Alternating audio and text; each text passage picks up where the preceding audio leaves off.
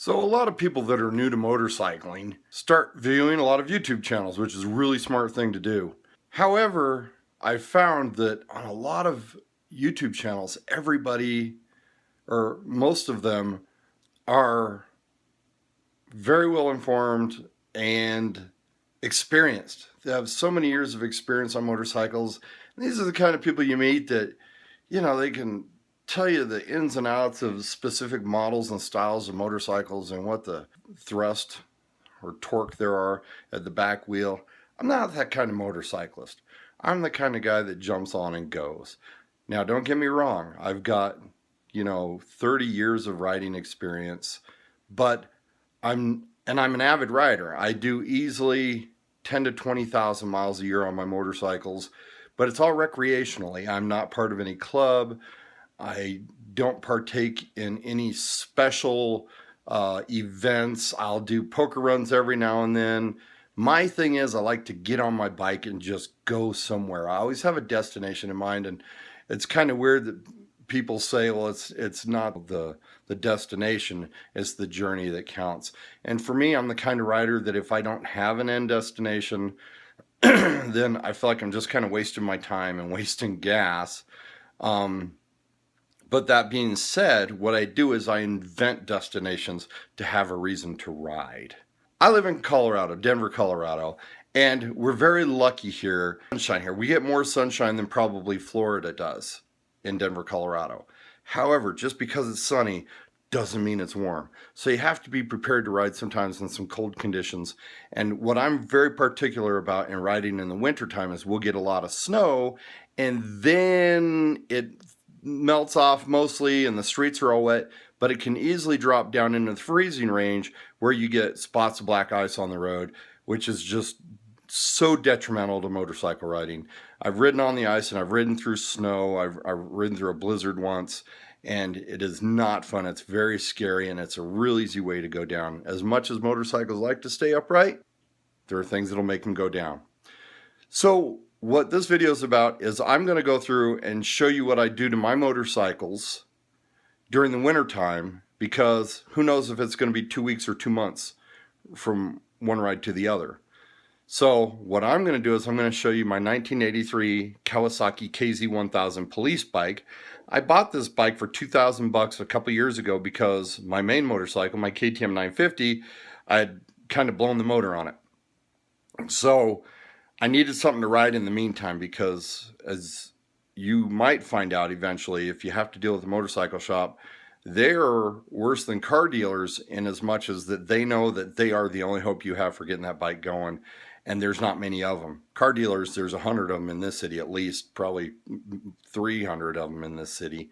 And you can go from one to the other till you find one that gives you the service that you like. Versus a motorcycle shop, I basically, in the entire Denver area, I have one place that works on my model KTM, which I can't stand. Every time I've taken it there, they've screwed something up. They've gypped me, And then I got another place in Loveland, Colorado, which is about 35, 40 miles away, as the crow flies, but it's an hour drive to get there, hour drive back. And I deal with them. I like them better. They're a smaller shop. They specialize in KTM. They could have done better when they rebuilt my bike. They could have most certainly charged me less.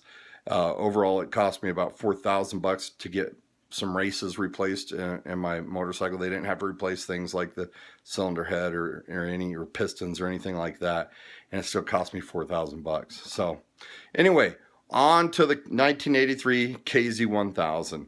I bought this bike from a guy off Craigslist. Whenever you buy anything, it's always, it's in perfect shape. The guy obviously had pre-warmed the motor before I got there. It has a plug-in, and he was honest. He's like, look, these things are cold starting. I use this cylinder head warmer during the winter time. I don't. You're going to see mine is out there covered in snow right now. What I do have hooked to mine is a trickle charger. Trickle chargers can be bought at Harbor Freight or Walmart. Harbor Freight has them for cheap. You can get like a $14 model or $9 model, something like that. It's really inexpensive. Here's the secret behind batteries. If you let them freeze, they're dead. There's no bones about it, okay? And it does get down into the teens here every now and then. I don't think we've gotten into the negatives this year. but it does get down into the teens. So I have trickle chargers going on my motorcycles. I have 3 bikes. My girlfriend has 3 bikes. And I have a V92 Victory that does not have a trickle charger on it right now, and she has one of her bikes, a big BMW Cruze. All of her bikes are BMWs. She loves BMW, and she has one of hers that doesn't have a trickle charger on it. So let's go and look at the KZ and see what kind of shape it's in. So my boots, there you go, and my legs and my little thin running shorts. Now, mind you, this is typical for me because I'm 5'10", 240 pounds, got a lot of fat on me.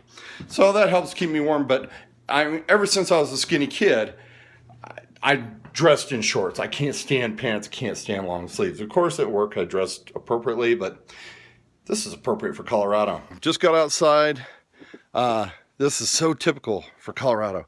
It's completely overcast. It is actively snowing, and it's so bright out here. It takes you a while to get used to it. You get snowblind real easy out here. It's probably like, I don't know, 28 degrees or something outside. The snow is still coming down, but it's really, really light. And this is my backyard, the season, so to speak. So there's the KZ1000. I got a little scooter next to it. That's the neighbor's that I'm working on. He's got a bad starter on it. My RV, so this is how I got my RV ready, is I did winterize it, with the water so nothing freezes in the pipes. And I have a little space heater going inside of it, but you can see like the whole roof is just coated with snow. And I have electricity going to it, of course. And this is the KZ1000. So if you look right here, you can see a wire, and that's going to be going to my trickle charger. I tried suspending it so that if it rained, because we do get rain in the winter here, that if it rained, it wouldn't short circuit anything, because it's hanging stuff. The water will be more likely to drip off. And you can see the little red light on saying that it's charging. Completely covered. So what I do is I put some fuel. I fill my fuel tank as much as possible, and I put some fuel treatment in the gas tank, and I hook the battery trickle charger up. And they say it's smart to use a battery trickle charger so that it doesn't overcharge your battery, thus ruining some cells in your battery as well. So this motorcycle has a safety interlock, so you have to be pulling in the clutch to even get it started. Here's my choke, my ignition. The guy who got it kind of rewired the whole ignition system because he has this huge cop fairing on it. Thing looks like a cop bike still mostly. In fact, when I bought it, I went out and bought a white half helmet so that I would look more like a cop, just to mess with people on the highway. So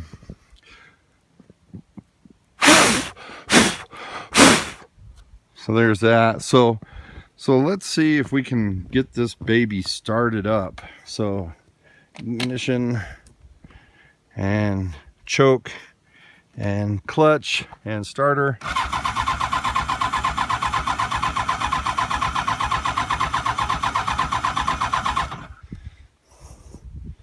I'm gonna set the phone somewhere. There we go. So I've got it set up so you can see the motorcycle while I'm working on it. And we'll see if we can get it running.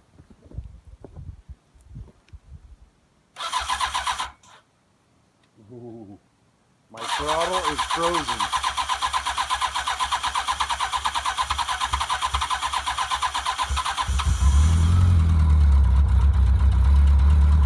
So there you go.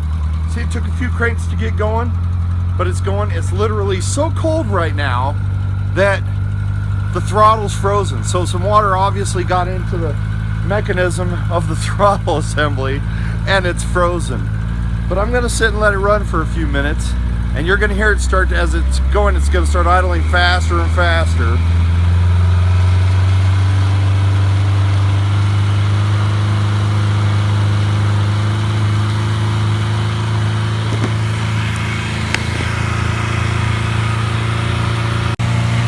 See some blue smoke coming out of it. It's probably got some loose piston rings / the balancing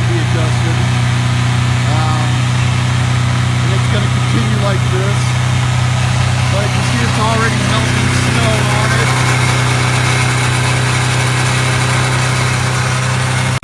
So I'm sure that the hardcore motorcyclists who baby their bikes and have, you know, really expensive bikes are rolling over right now, just freaking out about what that noob guy is doing to destroy his motorcycle. Keep in mind it's a 1983, still running relatively strong. It doesn't get anywhere near as fast as it probably should, but it'll do 100 miles an hour. It's a little uncomfortable at that speed because it has a tendency to wobble. But you know, at the beginning of the season, I put some thinner oil in it.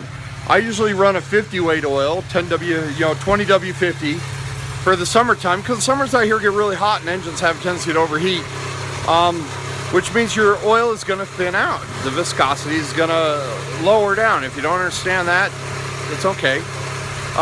In the wintertime, your oil sitting out here in all this is going to have a tendency to be like molasses.